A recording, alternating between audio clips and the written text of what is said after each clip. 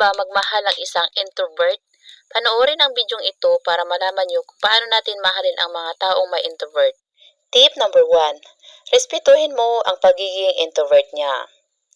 Alam naman natin na ang mga introvert ay hirap sa pakikipagsalamuha. Kaya kung magmahal ka ng ganitong uri ng tao, dapat ay tanggap mo siya.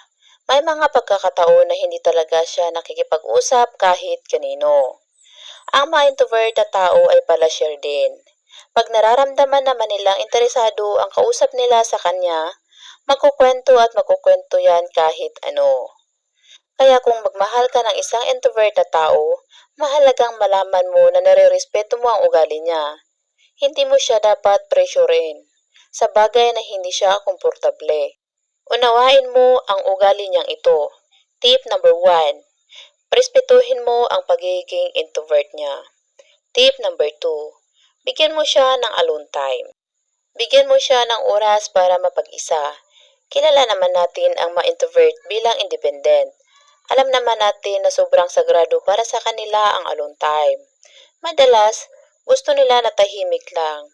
Yung komportableng katahimikan, na kahit di kayo mag-usap ay nararamdaman ninyo pa rin ang koneksyon at presensya ng isa't isa. Karaniwan, ang mga introvert na tao, kapag pakiramdam nila ay nakipag-usap na sila sa dalawang tao higit pang tao, napapagod na yan. Dahil hindi naman sila ganoon kakomportableng makisalamuha. Kaya kung magmahal ka ng isang introvert, dapat ay galangin mo kung may mga oras na gusto niyang mapag-isa para makapagpahinga. Tip number 2. Bigyan mo siya ng alone time. Tip number 3. Alamin mo ang limitasyon ng isang introvert na tao. Lahat naman siguro tayo ay may limitasyon. Kaya kung magmamahal ka man ng isang introvert na tao, mahalaga na kilalanin mo siyang mabuti. Kung ano ang pinagmulan niya at kung bakit siya ganon. Mahalaga na nauunawaan mo at kung saan siya nanggaling upang hindi mo ma-misinterpret ang mga ginagawa niya. Kung magmamahal ka, dapat alam mo ang mga bagay na ayaw niya. Ang mga bagay na kaya at hindi niya kayang gawin. Huwag mo siyang pipilitin sa isang bagay na hindi naman siya komportableng gawin. Lalong-lalo na kung para sa pansariling interes mo lamang. Huwag mo siyang mamanipulahin na parang kasalanan ang pagtanggi niya sa gusto mong gawin niya. Ika nga, guilt tripping. Tip number 3. Alamin mo ang limitasyon ng isang introvert na tao. Tip number 4. Maging open at magkaroon kayo ng komunikasyon. Ang mga introvert na tao ay hirap talaga pagdating sa usaping komunikasyon. Pero, malalaman at mararamdaman mo naman kung ang isang tao ay interesado sa iyo. Maglalaan iyan ng oras pag magkwento sa iyo. Mararamdaman din kasi nila kapag komportable sila sa kausap nila. Maraming paraan para makipag-communicate sa kanila. Pwedeng sa pamamagitan ng face-to-face na usap. Yung normal lang conversation. Kausapin mo lang siya na parang tropa o kaibigan lang. Chill, kumbaga. O kaya naman pwede rin sa pamamagitan ng chat o text. Komportable silang magkwento kapag sinusulat nila ang sasabihin nila. Mas na-express nila ito sa pamamagitan ng pagtatype. Tip number 4. Maging open at magkaroon kayo ng komunikasyon. Tip number 5. Pakinggan mo siya. Kung gusto mong magmahal ng isang introvert na tao, matuto kang makinig. Maging isang good listener. Maniwala ka, madalas ang mga tahimik na tao ay punong-puno ng kwento.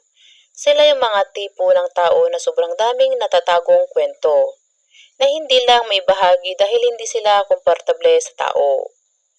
Kaya kung sakali mong makatagpo ka ng babae o lalaking introvert na komportableng makipag-usap sa iyo, pakinggan mo siya. Kung minsan kasi, nahihiya lang talaga silang magkwento. Kapag hindi sila tinatanong, hindi yan magkukwento kasi pakiramdam nila ay walang handang makinig sa kanila. Tip number 5. Pakinggan mo siya. Tip number 6. Matuto kang mag-first move. Kung sakaling magmamahal ka man ng introvert na tao, dapat ay matuto kang mag-initiate.